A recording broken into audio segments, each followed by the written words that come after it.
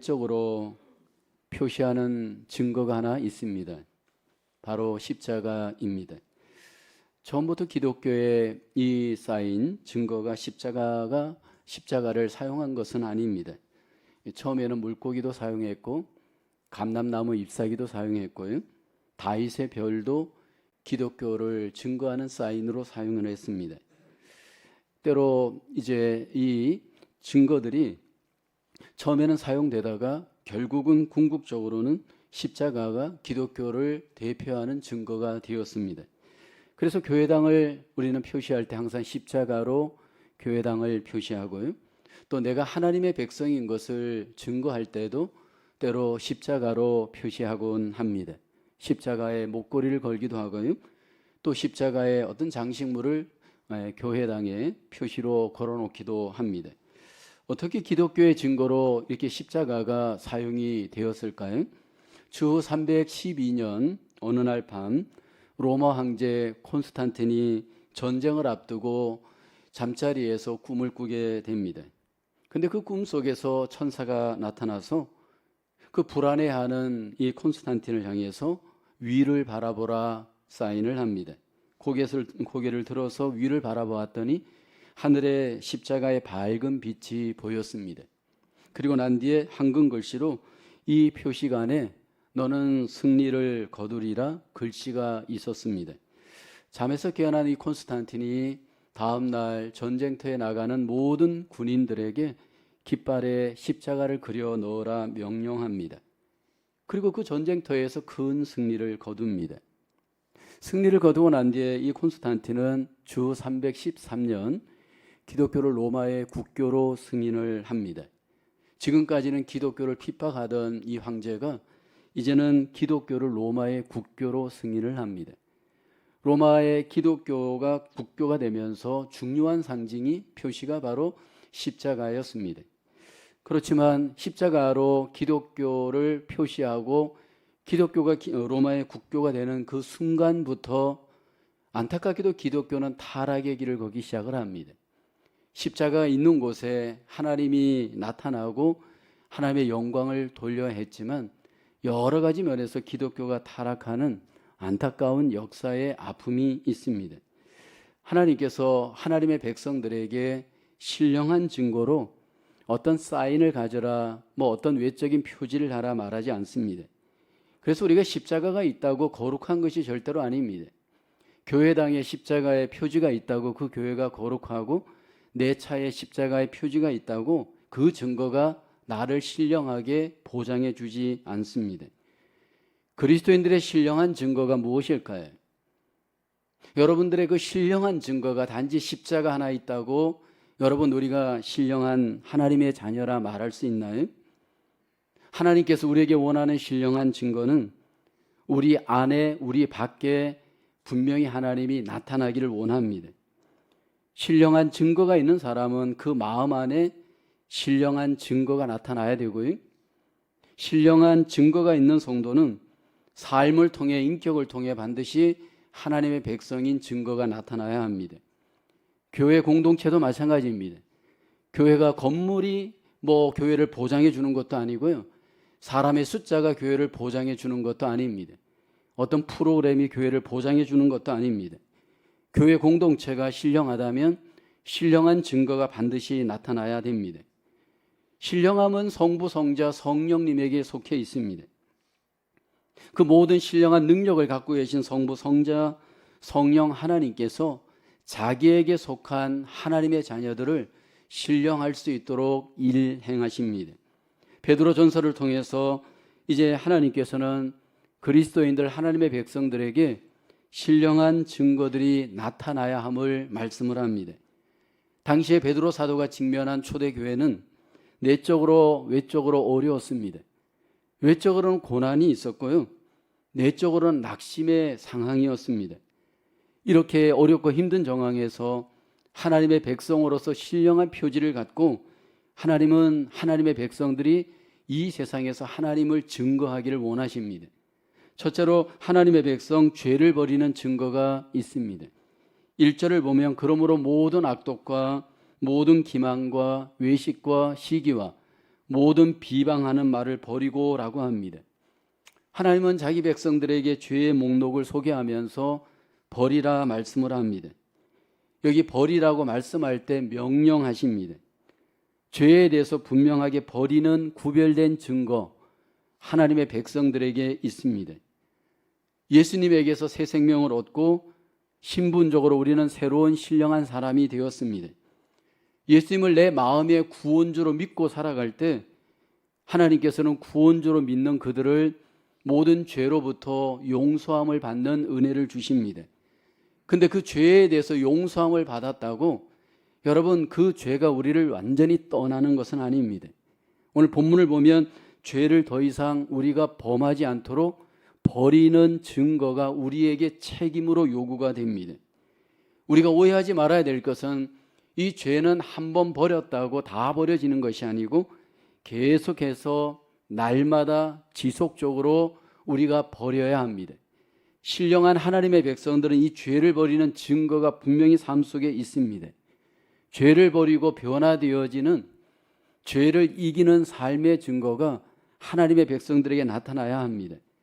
그리스도인들 하나님의 백성들이 버려야 할 죄의 부류 목록들이 본문에 소개됩니다. 첫째는 모든 악독의 죄를 버려야 합니다. 여기에 악독이라는 이 말은 악하고 독한 마음의 독을 의미합니다. 남을 해하고 나의 욕심을 성취하고 싶은 마음이 악독한 마음입니다.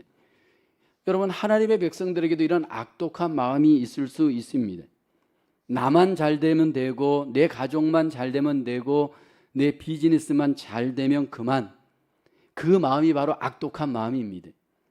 남은 관계없이 나만 잘 되면 그만, 내 이익만을 추구하는 이 악하고 독한 마음이 하나님이 자기 백성들에게 버리기를 원하는 마음입니다. 모든 두 번째는 기만과 외식과 여기 보면 시기의 죄를 버리라 말씀을 합니다. 여기 기만의 죄는 속이는 죄입니다. 이 속이는 죄는 마치 그 낚시의 미끼와 같습니다. 낚시를 해본 분들은 고기를 속일 때 미끼로 고기를 속입니다. 여러분, 사람들이 사람을 속일 때 이렇게 거짓말로 미끼를 삼아 사람들을 속이죠. 그런데 이 미끼와 같은 이 거짓말을 하나님은 우리에게 버리라 말씀을 합니다. 거짓말은 하나님에게 속한 증거가 아닙니다. 하나님의 백성들은 거짓말을 버려야 합니다. 외식도 버려야 합니다. 이 외식이라는 말은 마스크에서 유래된 말인데 가면을 쓰고 연기자들이 여러분 연기를 합니다. 이 가면을 쓴 모습이 하나님의 백성들에게도 있을 수 있습니다. 속에는 늑대와 같은 마음이 있는데 여러분 겉으로는 양과 같이 순한 척 이중적으로 행하는 그런 마음이 있을 수 있습니다. 겉으로는 진실한 척 정직한 척 하면서 그 안에는 나쁜 못된 마음을 갖고 외식하는 모습이 우리에게 있을 수 있습니다. 예수님 당시에 바리새인들이 가장 책망받은 죄가 외식하는 죄입니다. 겉다르고 속다른 이중 플레이를 하잖아요. 겉에서는 웃으면서 속에서는 분노하고 칼을 갈고 그런 못된 이중성. 여러분, 이것은 하나님의 백성의 모습이 아닙니다. 하나님께서 이런 죄를 버리라 말씀을 하죠. 시기하지 말아야 한다 말씀을 합니다. 다른 사람들이 잘 되거나 다른 사람들이 성공하는 그 마음속에 미워하고 질투하는 마음입니다. 이 땅에 오신 예수님도 얼마나 시기를 받으셨나요? 말씀으로 권세 있을 때 시기를 받았고요. 기적을 행할 때 사람들이 인정받을 때 사람들이 시기했습니다. 근데 그 시기의 죄가 우리에게 있을 수 있다는 겁니다. 교회에서 누군가가 열심을 내면 시기하지 않나요? 교회에서 누군가가 봉사를 하면 얼마나 잘하나 그 마음속에 시기심이 일지는 않나요? 누군가가 나를 비교하여서 조금이라도 저 사람이 나보다 나으면 그 사람을 긁어내리려고 하는 그 악한 마음, 하나님은 우리에게 버리라 말씀을 합니다. 그리고 여기 모든 비방하는 말의 죄를 버리라 말씀을 합니다. 다른 사람들이 조금 명예를 얻거나 가치를 얻게 되면 어떻게 하든지 깎아내리는 말, 그것이 바로 비방입니다. 남을 비방하는 말, 뒤에서 자꾸 남을 흠집내고 여러분 자꾸 깎아내리는 이 비방하는 말, 이것은 하나님의 백성의 모습이 아닙니다. 그것을 하나님께서 여기 버리라고 말씀을 하죠. 오늘 본문을 보게 되면 그 사람이 하나님께 속하였다면 하나님께 속한 사람은 죄와의 관계에서 버리는 분명한 증거가 있어야 합니다. 우리가 그 사람이 신령한가 신령하지 않은가, 뭐 얼마나 많은 예배를 드렸고 헌금을 하고 기도원을 갖고 소용없습니다. 그 인격 속에, 삶 속에 어떤 변화가 나타나는가, 여기 그 부분을 말하는데 가장 그 키포인트가 어디에 있느냐 하면 말에 있습니다. 여러분, 나의 말은 나의 영성의 현주소입니다. 찬양을 아름답게 하고 기도를 유창하게 하고 설교를 멋있게 하는 것이 중요한 것이 아니고, 관계에 있어서 나는 어떤 말을 하고 있는가가 나의 영성의 현주소입니다. 영적으로 부정적인 말을 계속 반복하고 있다? 여러분, 그것은 하나님의 백성의 모습이 아니에요. 영적으로 하나님께서 우리에게 원하시는 말은 이런 모든 죄에 속한 마음과 말을 버리라 말씀을 합니다. 요즘 우리가 새벽마다 욥기를 묵상하고 있습니다. 하나님께서 욥을 인정하십니다. 순전하였고 정직하였고 하나님을 경외하였고 모든 악에서 떠난 자다, 하나님이 인정했습니다. 그런데 그 욥이 정말 하나님이 인정받을 만한 영성이었습니다. 욥에게 어느 날 갑자기 고난이 찾아옵니다. 모든 재산을 다 잃고요, 10명의 자녀를 한꺼번에 다 잃어버렸습니다. 그런데 욥이 하나님 앞에 그의 아름다운 신앙, 하나님의 백성의 모습을 말을 통해서 이렇게 고백하죠. 욥기서 1장 22절에 보면 이 모든 일에 욥이 범죄하지 아니하고 하나님을 향하여 원망하지 아니하니라. 여러분, 우리의 말이 나의 현 주소입니다. 이 말은 어디에서 나오는가 하면 마음에서 나옵니다. 부정적인 말을 한다는 것은 내 삶이 부정적인 마음을 갖고 있다는 증거이죠. 누가복음 6장 45절에 보면 선한 사람은 마음에 쌓은 선에서 선을 내고 악한 자는 그 쌓은 악에서 악을 내나니 이는 마음에 가득한 것을 입으로 말함이니라. 하나님께서 우리의 입술에 이런 악한 말이 있다면 지금 우리를 향해서 하나님의 백성으로서 여기 버리라고 말씀을 합니다.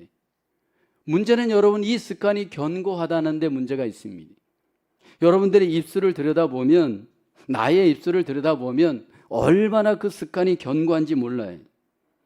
단번에 이것들이 결정된 게 아니고 오랜 시간 습관적으로 이 습관이 우리 안에 여러분 결정이 되어 있습니다. 이미 그 마음도 그렇게 견고하고 입술도 그렇게 견고하게 부정적인 마음, 부정적인 말의 습관을 갖고, 그런데 여러분 그 입술로, 여러분 그 몸으로 하나님을 찬양한다? 하나님 앞에 기도한다? 여러분, 이것은 하나님께서 납득할 수 없는 모습이에요. 하나님 앞에 인생을 살아가면서 이렇게 이중 플레이를 한다는 것은 여러분 하나님을 욕되게 하는 행위예요. 여러분, 우리의 삶의 습관을 보면 나의 영성의 현 주소를 압니다. 그래서 오늘 성경 이 습관에 대해서 굉장히 강조하는데, 습관이 영성이다라고 하는 책이 있습니다. 미국의 그 제임스 K.A. 스미스라고 하는 켈빈 신학교 교수가 쓴 책입니다. 이 습관이 영성이다라고 하는 이 책을 보게 되면요, 왜 사람들에게 이 습관이 반복되어져 나타나는가? 당신의 사랑은 일종의 자동성이다. 이 책은 그렇게 이야기합니다. 모든 사람들이 그 습관이 자동적으로 반복되다 보니까 이미 그것이 내 안에 패러다임으로 굳어졌다는 겁니다. 뭐 생각을 해서 그런 문제만은 아니라는 거예요. 이게 삶 속에서 반복되도록 허용한 거예요. 여러분, 일터에서 계속 반복하여서 부정적인 말을 하는 사람은 여러분 그것이 이미 자기 속에 무의식 중에 습관이 돼버렸어요. 교회 와서도 또 부정적인 말을 해요. 가정에서도 부정적인 말을 해요. 이게 반복되어지는 습관이 내 안에 일어난 거예요. 근데 여러분, 그것을 문제 삼지 않고 그냥 무의식적으로 삶을 살아가는 거예요. 하나님의 백성으로서 삶을 살아가는 데 있어서 하나님은 먼저 우리의 무의식부터 우리의 의식에 이르기까지 반복하여서 내 삶 속에서 하나님 앞에 마음과 말을 어떻게 하는가 분명히 점검해야 됩니다. 버리지 않고 교회 생활하고 버리지 않고 가정 생활할 때, 버리지 않고 관계를 맺을 때 그냥 다 깨져요. 관계가. 내 주변에 사람이 없어요. 하나님도 영광을 받질 않아요. 저와 여러분들 속에 죄와의 관계에 있어서 단호함이 필요합니다. 하나님과의 관계에 있어서 분명히 내가 하나님의 백성이 되었다면 이 부분에 대해서는 내가 허용하지 않는 단호함을 갖고 입술에서 마음에서 버릴 수 있기를 주의 이름으로 축원합니다. 교회에 와서 습관적으로 예배하면 안 됩니다.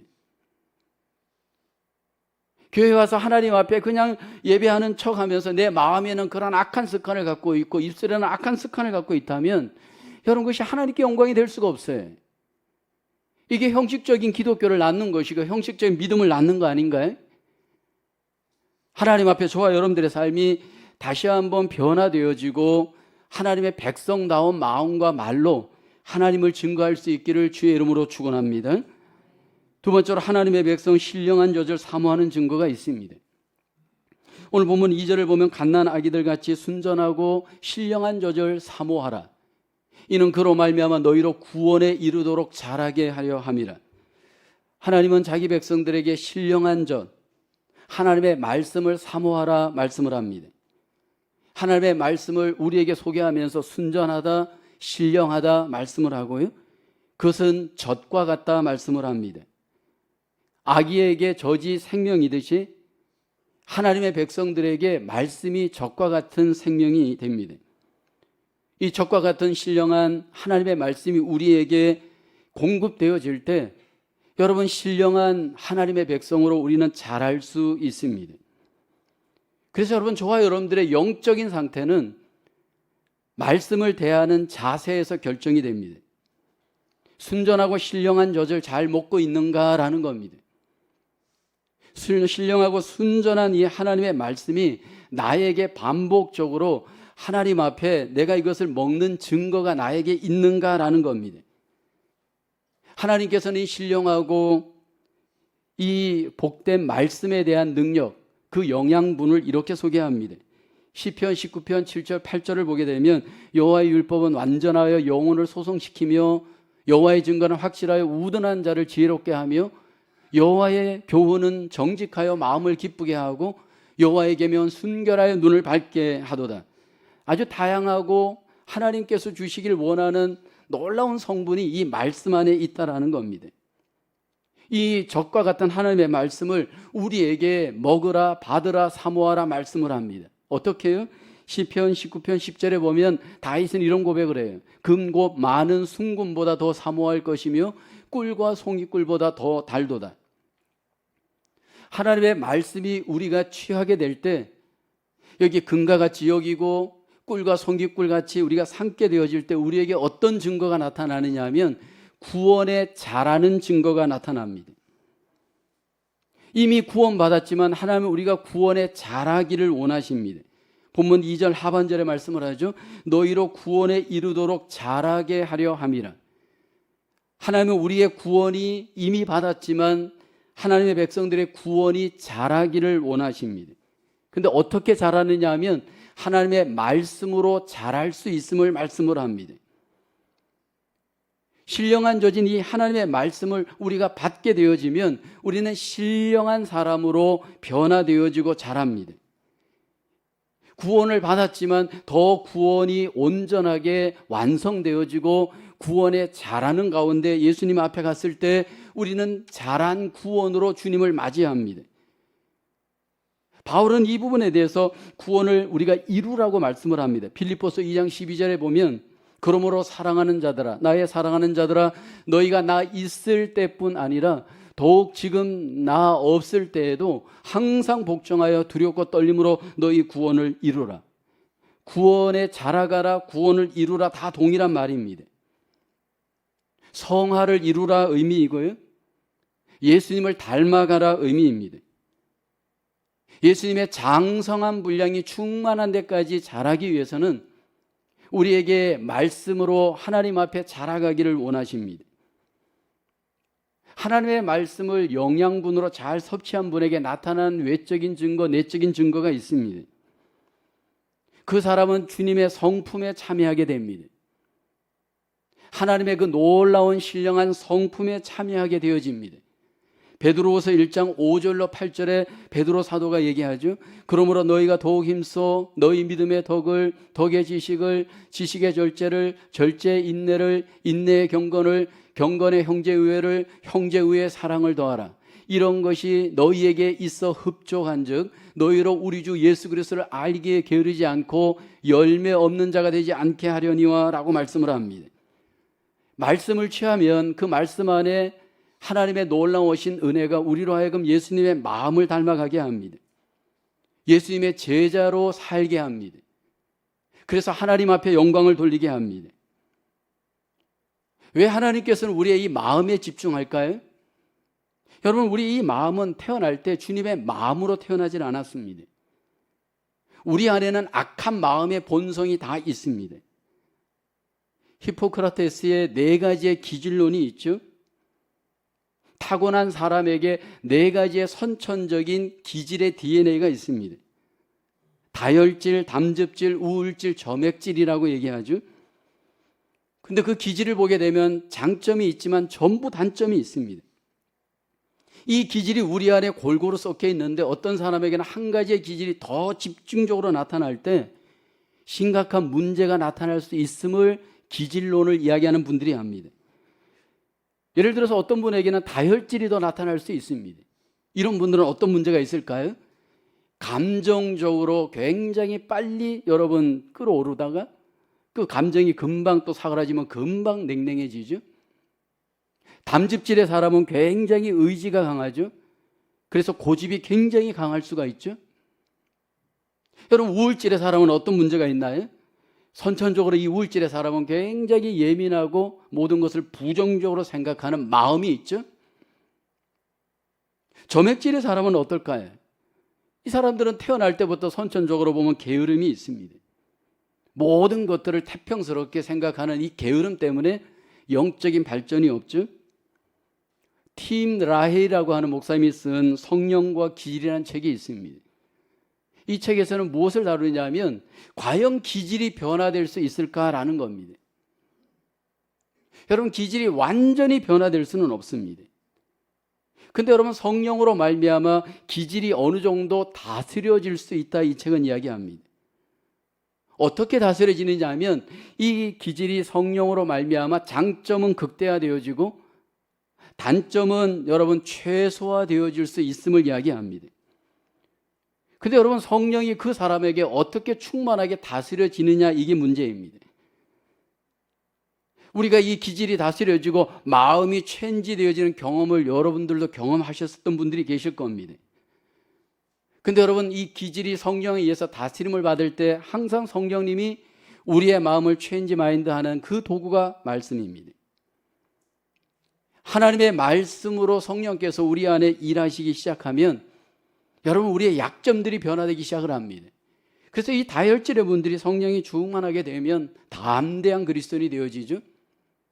담즙질의 사람이 성령으로 변화되어지게 되면 그 사람은 더욱더 주님을 향한 충성스러운 사람이 됩니다. 우울질의 사람이 성령으로 말미암아 말씀 안에서 마음이 체인지게 되어지면 주님을 향하여서 섬세하게 사랑하며 주님을 섬기죠. 점액질의 사람이 성령으로 말미암아 그 마음이 다스림을 받게 되어지면 주를 위해서 게으름을 피우지 않고 열심을 품고 주를 향해서 열심히 살게 됩니다. 그러기 위해서 우리에게 필요한 것은 바로 말씀이에요. 근데 이 말씀이 한 번 주일날 이렇게 오셔서 설교 듣는다고 우리의 삶이, 우리의 마음이 일주일 동안 여러분 변화되지 않아요. 집에 가셔서 일주일 동안 아무런 말씀과의 관계를 갖지 않고 삶을 살아가면 여러분, 이 마음은 계속 여러분 변화될 수 없어요. 그래서 우리가 제자훈련할 때 가장 강조하는 것이 뭐냐 하면 매일의 묵상입니다. 우리 교회가 하고 있는 매일 성경을 갖고 매일 묵상하라는 겁니다. 근데 여러분, 제자훈련을 해보면 매일 묵상하는 분들에게 나타나는 놀라운 증거가 있어요. 매일 묵상하시는 분들을 보면 마음이 매일같이 하나님이 주시는 은혜로 그 마음이 신령한 마음으로 변화됩니다. 매일 묵상하는 사람들과 교제를 나누다 보면 하나님의 기운을 마음에서 느껴요. 그리고 그 얼굴에도 나타나요. 그리고 그 일터에도 나타나요. 근데 여러분 주일날 한 번 말씀 듣고 집으로 돌아가서 일주일 동안 성경 듣고 내 뜻대로 내 마음대로 삶을 살아가면 백발백중 실패할 수밖에 없어요. 왜냐하면 이 세상은 우리를 호락호락하게 내버려 두질 않아요. 부정적인 유튜브 보고 부정적인 사람 만나서 매일 부정적인 얘기를 하는데 어떻게 우리의 마음이 여러분 긍정적인 마음, 하나님이 원하시는 마음이 될 수 있나요? 하나님께서는 우리에게 말씀을 통해서 하나님의 마음을 갖기를 원하셔요. 저와 여러분들이 매일같이 하나님의 말씀을 통해 주의 말씀을 통해 여러분 품고 변화되는 그 은혜의 증거가 우리에게 회복되기를 주의 이름으로 축원합니다. 말씀이 우리의 마음을 지배할 때 여러분 우리의 마음속에 주님의 마음이 품어지게 되는 겁니다. 하나님의 말씀이 우리 안에 있을 때 우리의 마음이 다스림을 받습니다. 시편 119편 11절 말씀입니다. 함께 고백해 볼까요? 시작.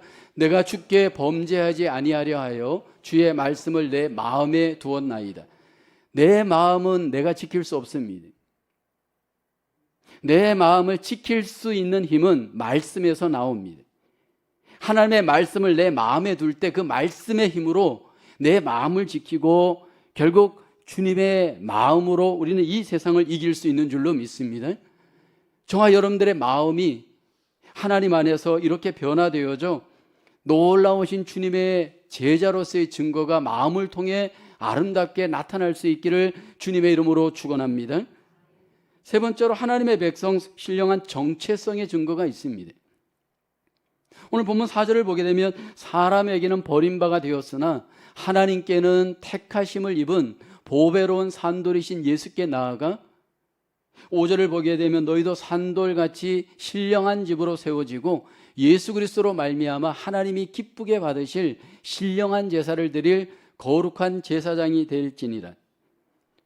하나님의 백성들을 향해서 오늘 본문은 보배로운 산돌이신 예수께 나아가라, 산돌같이 신령한 집으로 세워져라, 거룩한 제사장으로 세워져라, 그렇게 말씀을 합니다. 우리에게 보배로운 산돌이신 예수 그리스도가 계십니다. 6절을 보게 되면 성경에 기록되었을 때 보라, 내가 택한 보배로운 모퉁이 돌을 시온에 두노니 그를 믿는 자는 부끄러움을 당하지 아니하리라. 예수님께서 우리에게 보배로운 모퉁이 돌이 되셨습니다. 산돌이신데 그 산돌이신 예수님이 보배로운 모퉁이 돌이 되셨습니다. 여러분, 모퉁이 돌은 건물을 지을 때 그 모퉁이 돌에서 건물과 건물이 연결됩니다. 그래서 건물이 세워지죠. 이 땅에 오신 예수님께서 하나님께서 모퉁이 돌로 삼아서 이방인과 유대인 또 모든 민족들이 서로 연결되어져 하나님의 나라, 하나님의 교회를 이룰 수 있도록 하나님께서 예수님을 통해서 일하십니다. 근데 그 산돌이신 예수 그리스도께서 지금도 우리에게 산돌로서 모퉁이 돌이 되어져 우리를 세워 가십니다. 5절에 보면 너희도 산돌같이 신령한 집으로 세워지고 라고 합니다. 산돌이신 예수 그리스도께 연결되어져 저와 여러분들이 그 주님으로 말미암아 아름다운 하나님의 나라, 하나님의 교회를 신령한 성도들과 함께 이룰 것을 말씀을 합니다. 그러면서 우리 자신에 대해서 우리의 그 정체성을 오늘 본문에서 이렇게 말씀을 하죠. 9절입니다. 그러나 너희는 택하신 족속이요 왕 같은 제사장들이요 거룩한 나라요 그의 소유가 된 백성이니 라고 합니다. 그리고 왜 그렇게 했는지 그 뒤에 이는 너희를 어두운 데서 불러내어 그의 기이한 빛에 들어가게 하시니 아름다운 덕을 여기 보면 선포하게 하려 하심이라 말씀을 합니다. 하나님의 백성들을 향해서 네 가지 관점에서 영적인 정체성을 우리에게 강조합니다. 택하신 족속이요 왕같은 제사장이요 거룩한 나라요 그의 소유된 백성이다. 사실 이 네 가지는 어떻게 보면 다 같은 의미인데 반복하여 말씀을 합니다. 반복하는 의미는 우리에게 강조하기 위함이 우리가 누구인지, 하나님의 백성의 정체성이 누구인지를 여기 신령한 하나님의 백성들의 정체성을 반복하여 강조하는 이유가 있습니다. 우리가 이 세상에서 그 영적인 정체성을 가질 때 신령한 하나님의 백성으로 하나님 앞에 영광을 돌릴 수 있기 때문입니다.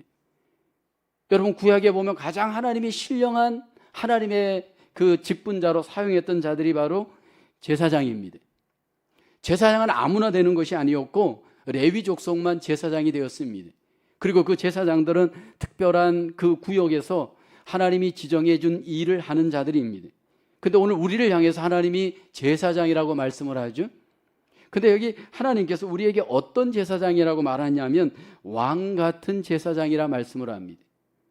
구약에 보면 하나님께서 기름 부어 사용하였던 대표적인 세 가지 직분이 선지자, 제사장, 왕인데 우리에게는 왕 같은 제사장이라 말씀을 합니다. 구약의 왕들이 굉장히 높고 고귀했습니다. 근데 우리를 향해서 그 왕과 같고 그리고 또 구별된 제사장과 같은 존재임임을 말씀을 합니다. 그러면서 우리에게 왜 그렇게 하나님이 우리의 신분을 존귀하게 하나님께서 높여주셨는지 그 목적을 얘기하죠. 9절 하반절에 나타납니다. 이는 너희를 어두운 데서 불러내어 그의 기이한 빛에 들어가게 하신 이에 아름다운 덕을 선포하게 하려 하심이라. 하나님, 우리가 그 영적인 정체성을 갖고 이 땅에서 하나님을 드러내고 하나님께 영광을 돌리는 선전의 귀한 증거로 우리를 사용하기를 원합니다. 이 땅에서 하나님의 백성으로 살아갈 때 우리를 짓누르는 무거운 어려움들이 하나 있습니다. 바로 비교의식을 통해서 세상 사람들과 나를 여러분 비교하여서 나를 자꾸 학대하고 나를 자꾸 이렇게 저렇게 열등하게 바라보는 문제입니다. 우리는 그것을 자존감이라고 얘기를 하죠. 학력으로 우리는 비교하기도 하고요, 명예로 비교하기도 하고 돈으로 비교하기도 합니다.